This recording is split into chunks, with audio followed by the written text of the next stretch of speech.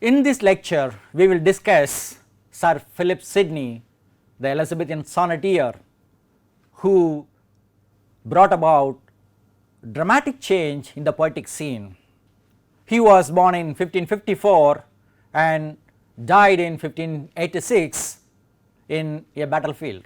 First, we will see the historical context and the literary context. Philip Sidney is considered to be the ideal Renaissance man, so we will see some of the qualities which made him the ideal Renaissance man. Sidney has written a number of other poems, but we will focus on Astrophel and Stella, the sonnet sequence, which was published after his death. We will also select only two sonnets, sonnet number 1 and 90. The titles are Loving in Truth and Fain in Verse My Love to Show. Stella, think not that I by verse seek fame. We will analyze these two poems and then show you some references. What was the kind of historical context in which Philip Sidney lived and wrote his poems? Sidney's father, Henry Sidney, was the Lord Deputy of Ireland 3 times. He was able to control Ireland successfully and please a queen. At this time, Philip Sidney, in his youthful enthusiasm for the Protestant cause, opposed the possible marriage between Queen Elizabeth and the French king. The king was considered to have Catholic leanings. As a Protestant England of the time,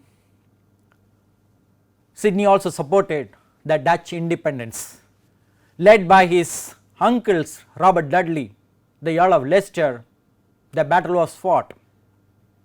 Sidney also participated in the war against the Spanish in the Battle of Zutphen, and in this battle he was wounded, and after a few days he died on 17th October 1586 in the Netherlands.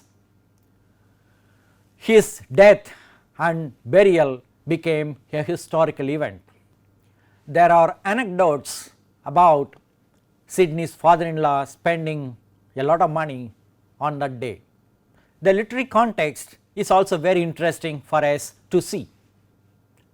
Philip Sidney, Robert Sidney and Mary Sidney, they were all siblings and poets.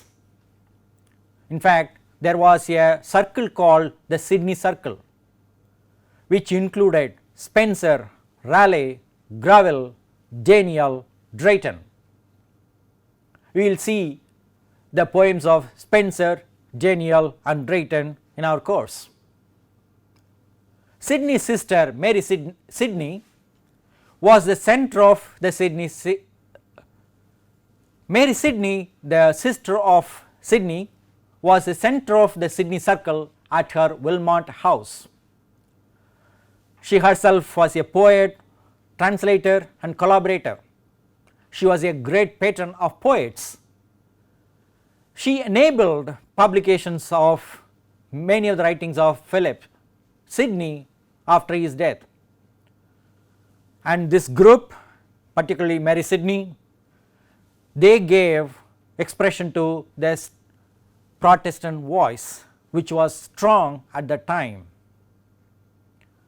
There was also an understanding of English poetry. What was it and where was it leading to? A critic like George Puttenham wrote this book, The Art of English Poetry, and published it during this time. There is no Renaissance without the Renaissance man, and there is no Renaissance man without Sir Philip Sidney. He was a unique personality. This idea of the whole Renaissance man or the universal man was conceived, thought about, gave expression to by Leon Battista Alberti in one phrase: a man can do all things if he will. Let me repeat, a man can do all things if he will. that focus on will, human will to operate, to work, to achieve perfection, to achieve mastery in literature, in culture, in war, in everything, in technology, science, everything that was happening at the time.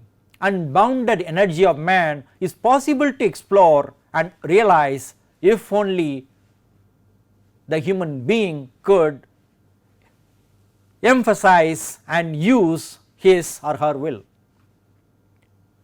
The man or woman who could use the willpower could express himself or herself in so many ways, as a scholar, as a soldier, as a poet, as a courtier, as a patron, in so many different ways. All these facets can be found in Sir Philip Sidney. He died a martyr's death in the battlefield. Almost 200 elegies were written on his death, unimaginable for us today. Not only did Sidney write poems, he also defended poetry in an essay that is called The Defense of Poetry. This was also published after his death only. According to Sidney, poetry is the foremost of all arts. He considered poetry to be a passport to all writers, including philosophers and historiographers. All other writers whoever have gone before, all of them, according to Sidney, had some feeling of poetry. In fact, all of them wrote poetry in some way or the other. For us, what is interesting about Sidney's defense of poetry is that poetry could be the great communicator, and also poetry could be the encourager of learning. Those of us who are interested in this communicative aspect of poetry should pay attention to this and read The Defense of Poetry again and draw some lessons how we could help ourselves and others to develop communication skills and become a great communicator.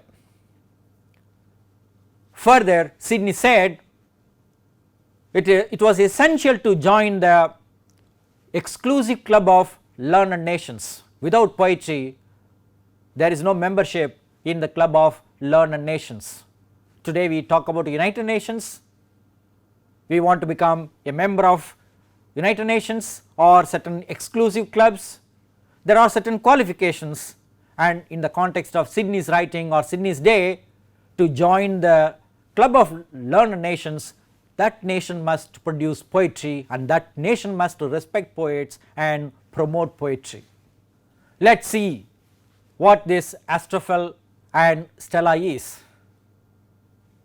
This was published in 1591 after Sidney's death. It is the first sonnet sequence in English. Before its publication, it was circulated in manuscript form among Sidney's own friends. It was widely popular among the poets of Elizabethan period, and it was instrumental for coming out with this great event in Elizabethan poetry called the sonnet sequence. Sidney wrote 108 sonnets and 11 songs, and these were put together in this volume Astrophel and Stella. Astrophel is a star lover, that is a meaning actually. This EL and IL, they are used interchangeably, that is Sidney. Stella, who is a beloved addressed in the poem, is a star, and a historical person is referred to in this context, that is Lady Penelope Rich. In fact, the Sidney family and Penelope family, they wanted to arrange for the marriage of Sidney and Penelope, but somehow it did not materialize. But then Sidney felt some love for this lady. Though he could not marry her, he wrote these poems, sonnets, expressing his love for this lady Penelope, who married somebody else. Here we find something interesting. Two languages are brought together in the name itself. Greek, Astrophel is Greek, Stella is Latin. These two languages the poet was attempting to bring together, but they remain separate. Let us see Sonnet I now. Loving in truth and faith in words my love to show, that she dear, she might take some pleasure of my pain, pleasure might cause her read, reading might make her know, knowledge might pity win, and pity grace obtain. I sought fit words to paint the blackest face of woe, studying inventions fine, her wits to entertain, of turning others' leaves to see if thence would flow some fresh and fruitful showers upon my sunburned brain. But words came halting forth, wanting invention's stay. Invention, nature's child, fled step dame studies blows, and others' feet still seemed but strangers in my way. Thus, great with child to speak, and helpless in my throes, biting my truant pen, beating myself for spite.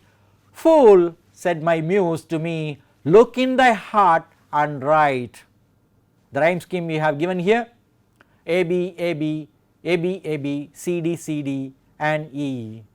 This is not completely Petrarchan, this is not completely Shakespearean. Every poet of that day, they try to bring about some kind of variation in their own form.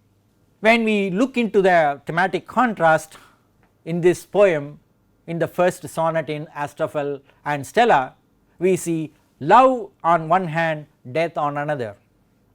We also see invention, that is originality, and study, that is imitation. Poets write on their own, from their own imagination, that is invention. Study, that is poets study the poems of others and then borrow ideas or images from others and write poetry. Particularly sonnet is a kind of poem that encouraged imitation of Petrarch and other poets. In this poem also we have a contrast between writing and reading.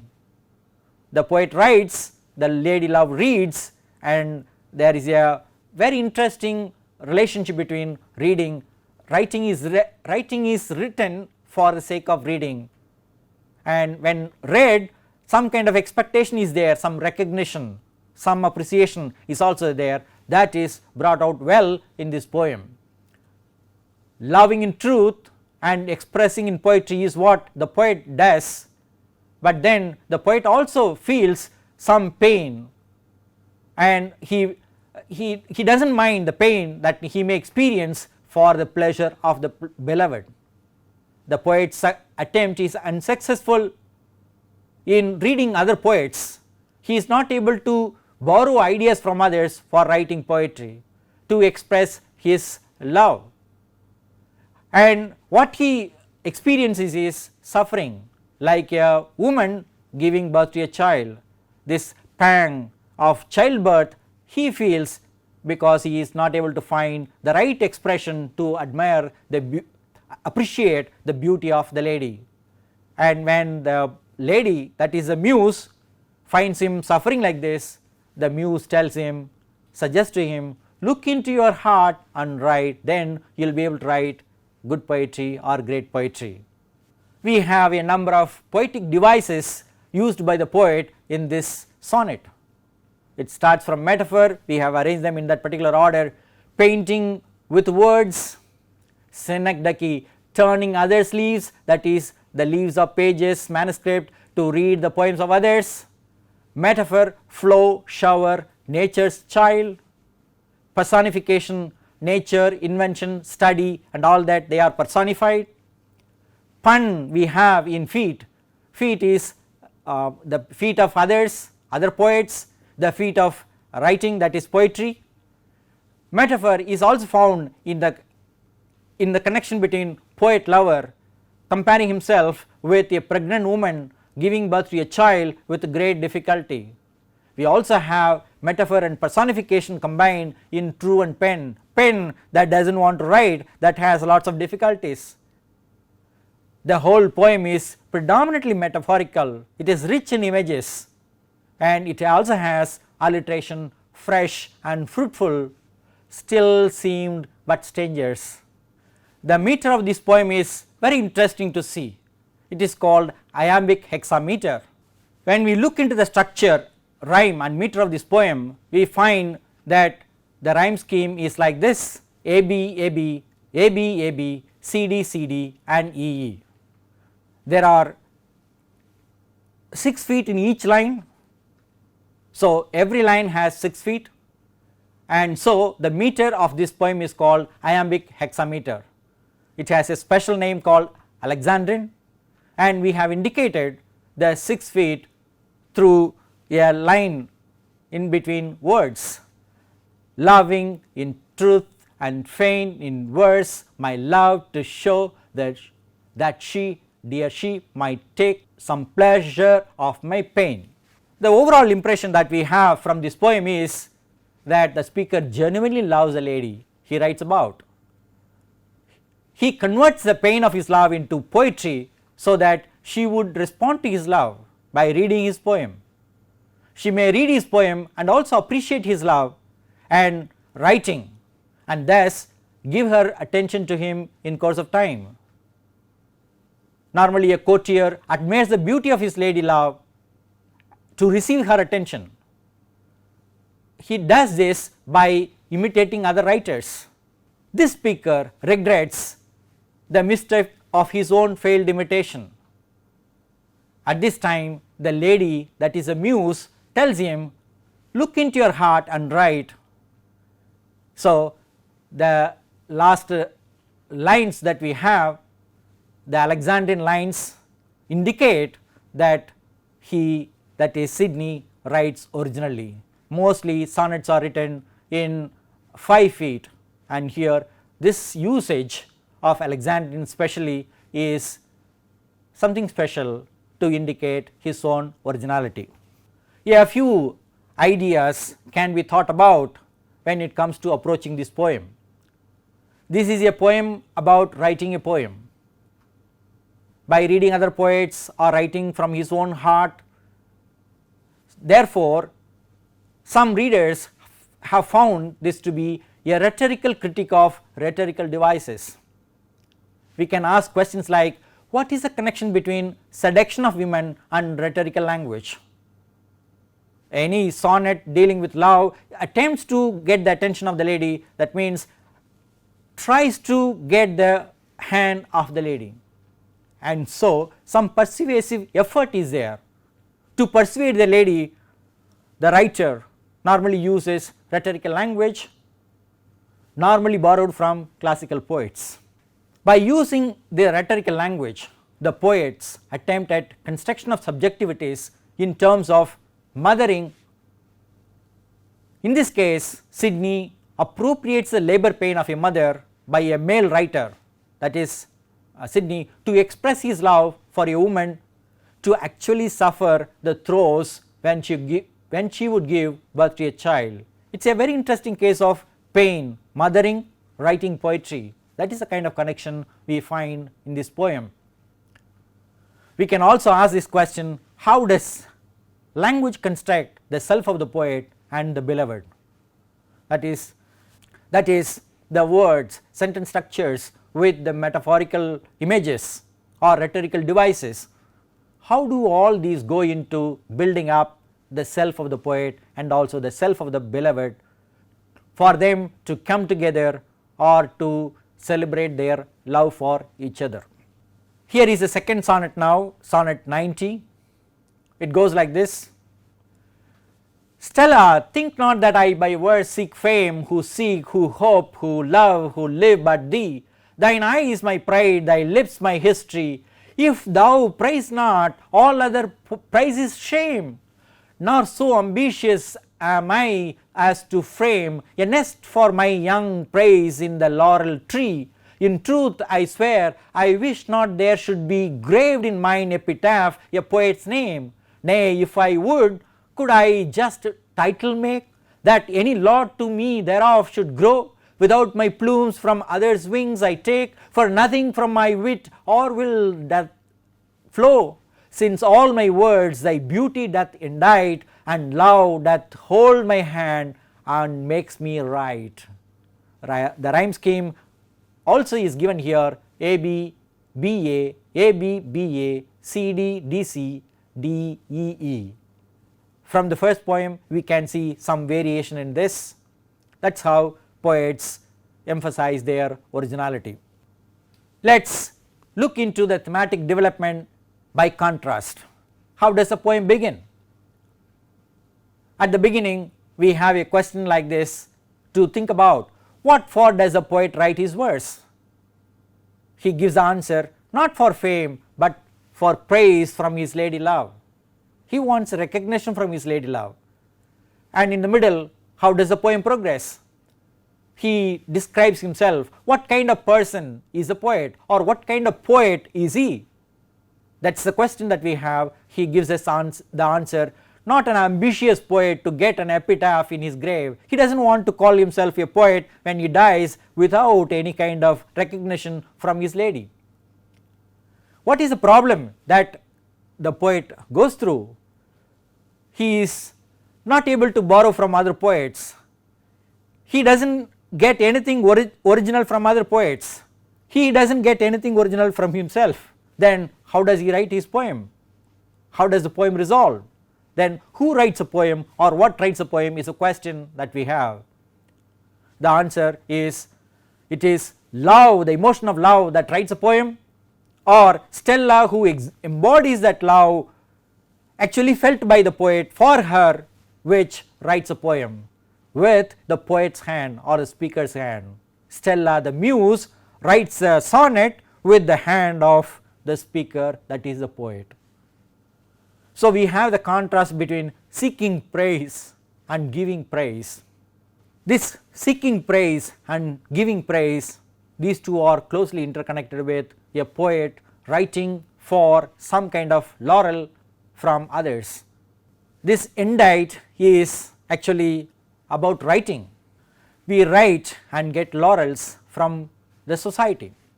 We also have the contrast between imitation and creation, original writing and imitated writing. We also have the contrast between writing and reading. Let us examine the structure, rhyme and rhythm in this poem. The rhyme scheme goes like this: A B B A, A B B A, C D C and D E E. That tells us that we have the octave and the sestet. The rhythm is indicated by the caesura, the end stop and enjambment in the lines that we have here for you. Stella, think not that I by verse seek fame. Who seek? Who hope? Who love? Who live but thee? Thine eyes my pride, thy lips my history. If thou praise not, all other praise is shame. Nor so ambitious am I as to frame a nest for my young praise in laurel tree. You can see the kind of commas after Stella, comma after fame, seek fame, and then the emphasis on who, and variation like this we have in all these lines.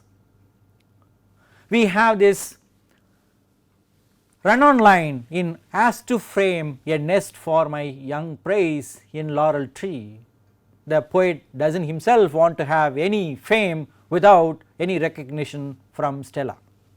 Let us look into some of the poetic devices used by the poet. We find alliteration in Stella and seek, who love, who live. We find assonance in a variety of words like this: I, by, thine, eyes, my, pride, would, could. The device of hyperbaton, that is inversion, is found in this line. Think not that I by verse seek fame.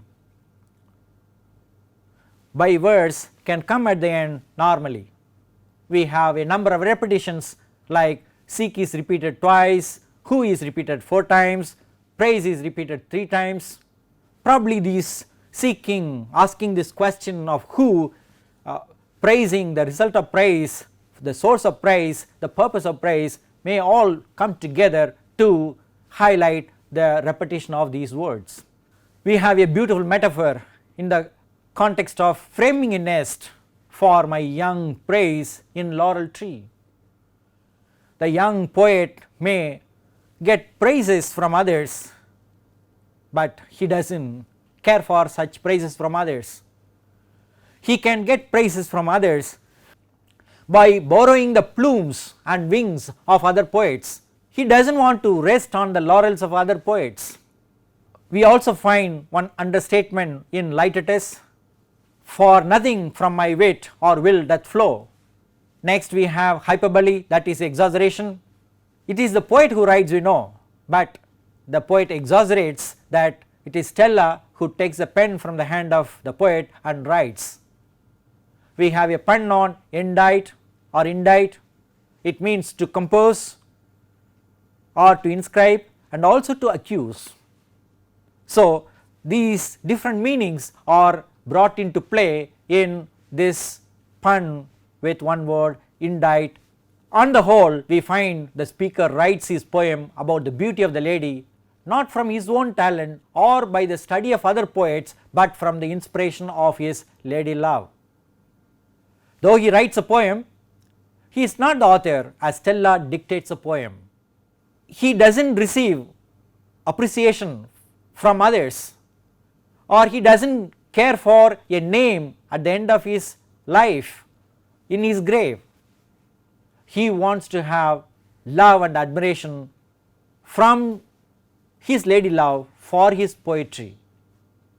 The speaker attempts to collapse the poet and the muse into his writing to suggest immortality for both the poet and the muse, that is his lady love, from each other for each other. We can think about approaching the poem with some critical questions. It is a poem about love. It is also a poem about the purpose and process of writing the poem. Hence, it generates a number of questions about authorship and origin of ideas for original poetry. The questions are: who is author, or what is author? What are the roles of language and poetic tradition? How does actually imagination operate? How is creativity a paradoxical process of imagining and writing collaboratively? Then it leads us to another question: is all writing then collaborative writing? We have writers coming together and writing, that is collaborative writing. But in this case, the muse also can collaborate with the poet to write poetry. That is something very interesting to think about.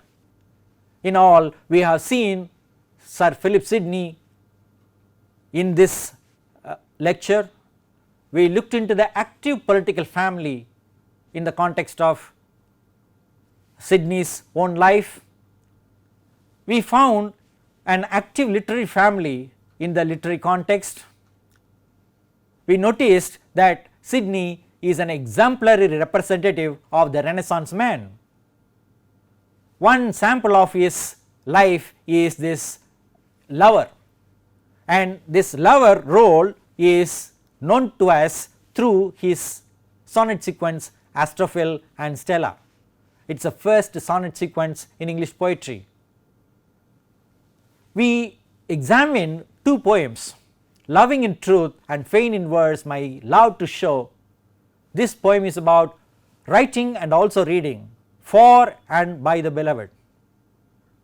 The second poem is Stella, Think Not That I by Verse Seek Fame. This poem also deals with authorship and the notion of recognition for authorship. The analysis of these two poems convey a dimension of Elizabethan poetry through Philip Sidney. We have a few references. If possible, please look into them. Thank you.